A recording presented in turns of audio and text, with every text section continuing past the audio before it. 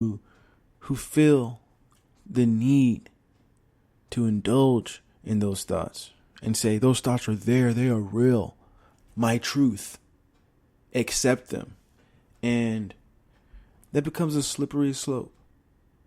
Very slippery slope, because you got a lot of people out there who are talking a good game, but don't got no shot. Not a single shot.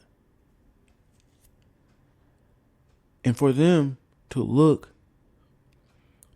and tell you God is not reliable because the things that I asked for in vain. So I asked for things that would personally help me out in the short term. And I feel like God is reliable in the short term, but there's a lesson that you have to learn to accept the blessings. You know, there's a lesson that you have to learn to understand that if you're going to be blessed, you're going to do the right thing. You're going to be in the right place. You're going to be in the room with the next Facebook or Google or Twitter or Instagram or Snapchat.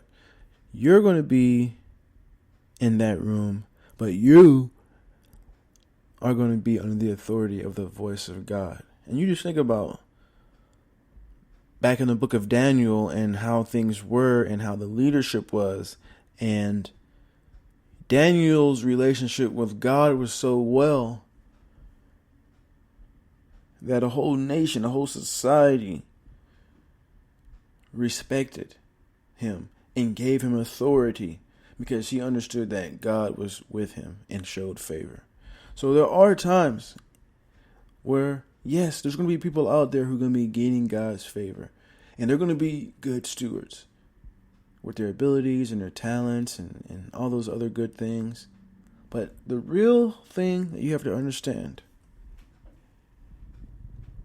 because, you know, you can be like, just imagine this situation right here. You're the pastor of a church, young pastor, just got married to one of the girls that you met when you were in, that you went from high school to college with, and you got married. You have your first kid, and then you find out that they are on the spectrum. And on the spectrum and nonverbal, right? And lacks modality, so can't move. Yet in a wheelchair. And you're a pastor, and you just became a pastor of the church. And it costs money for all the surgeries and all the everything. Attendance is low. COVID-19 is going on. You got society telling you to close your doors. You got the cause telling you to close their doors. You got everything against you, it seems like. And then all of a sudden, you see the Lord just like how Daniel was. Or you see the Lord just like how Stephen did. And that last rock is getting hurled at you. And you're accepting that the pain is worth the death if it's going to be giving me eternal life. And because you're alive right now, and because we really don't understand the ultimate purpose of reality. Now, there's people out there, you know, if you're a Christian, you know, you have an ultimate purpose. But if you just believe something else, like, in my mind, I think there's two kinds of people. People who believe in God and people who don't. Now, there's so many different ways to describe the God that you could say that you believe in. So, hey, you can believe in some random God. But you have this idea that God belongs in the title of gods. And I just think it's a way to it cheapens what, the real truths are out there, and it gets associated with these crazy religions that have done terrible things to human beings, terrible things to people, and hid things, evil, just true evil. And you just look at it and you think to yourself, man, this is how it really is. This is what's really going on. This is what I have to look forward to. If I think about anything, if I think about the times that I move and maneuver, and I just look at, wow, everybody's doing what they want right now, and they're getting away with it. And the real problem is when people think they can get away with something, and then they do it for too long, they start getting sloppy. And then when you start getting sloppy, you start reading. You start faithfully trusting, because the hardest thing for you to do when you're in a situation and you're focused on, wow, I can't believe I'm having to deal with this kind of pain in life, where I just know the Lord is telling me this is the wrong direction. I stepped out of His will, and I'm so far deep in it that it's the end for me. And I believe in certain cases, when it's the end for you, it's the end for you, And then you're supposed to stand up there in front of your congregation, online, or, if you're on chat, just ask this question to yourself. Do you believe Him then? You can type that in the chat. Do you believe Him? Do you believe Him then? Because once you can understand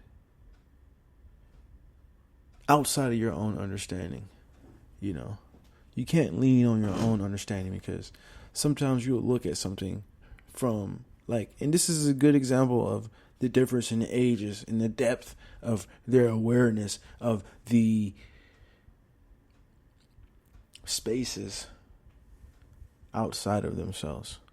Because if you think about, wait a second, you're 4 years old, you don't know that it costs money to live in an apartment or a house or a condo or a mansion, wherever you live at. It costs money. There's a moment in time that your actions are strictly selfish, have no understanding of the bigger picture, no understanding of the class, no understanding of what and how you're going to look at life as you grow up, how you're going to be taught to adapt and to interact. And I think that it's just interesting that this kind of thing is going on a regular basis, where you have people who are just focusing on getting somewhere, and necessarily getting somewhere may not be a bad thing. It may be a good place to go to and work towards. But at the end of the day, if you're doing things in vain, if you're doing things without purpose, then all you're doing is setting yourself up for failure. And failure is a very easy thing to go to when you start doubting reality, because you can't doubt reality. You can't doubt reality if you don't focus on the truth. Because the moment you start allowing somebody to tell you what you see, then you're going to forget what you see, and you're going to believe what you're told. And right now, I do believe thought is not domesticated in the United States of America. There's still free thinking. Even those people are thinking of this new world order, collective global structure, settlement, whatever you want to call it. Even those people in that sphere believe in some autonomy that will benefit them. Even though, hey, they're working the system. They made it to the highest heights, highest office, and they did it. They got there, and they had some influence and, some other good things. But at the end of the day, it doesn't matter.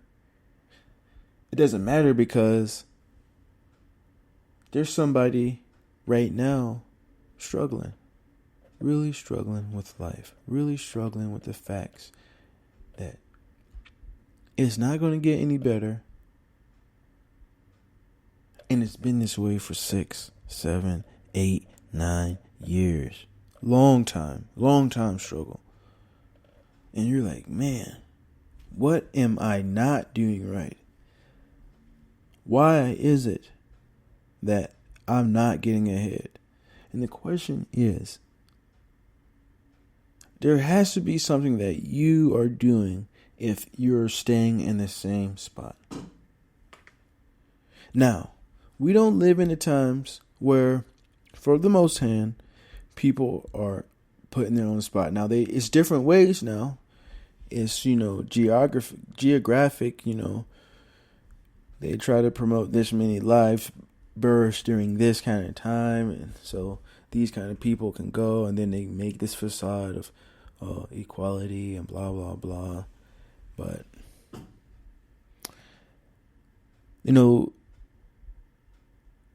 I just don't really know how to say it in any other words. But it's not something that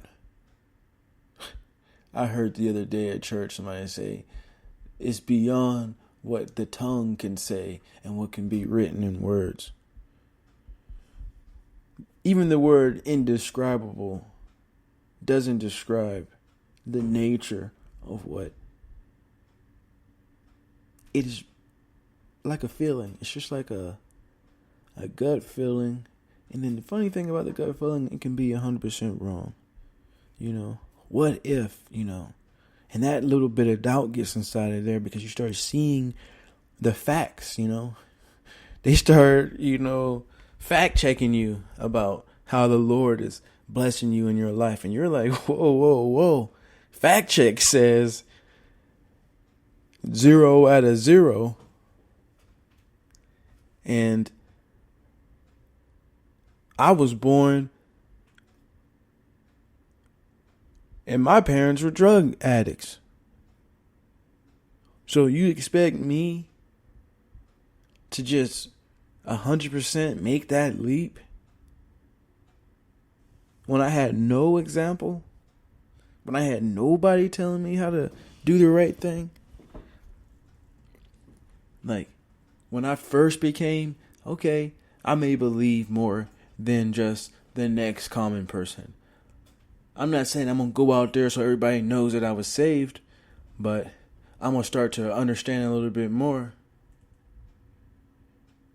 I'm a little bit thirsty for truth and knowledge.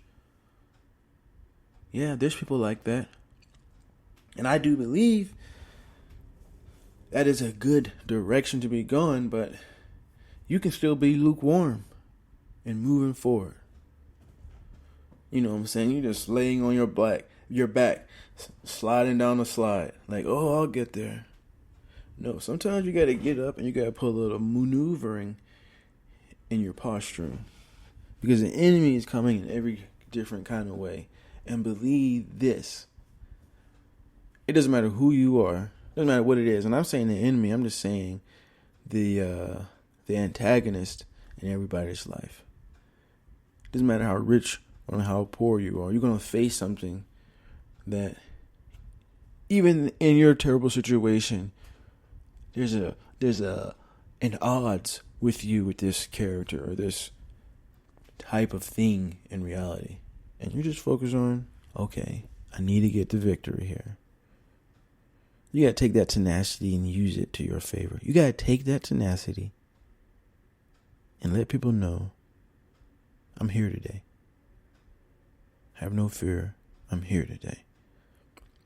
And understand that the Lord is always going to be there. He's always going to be there. And yes, There are Steven situations. There are times where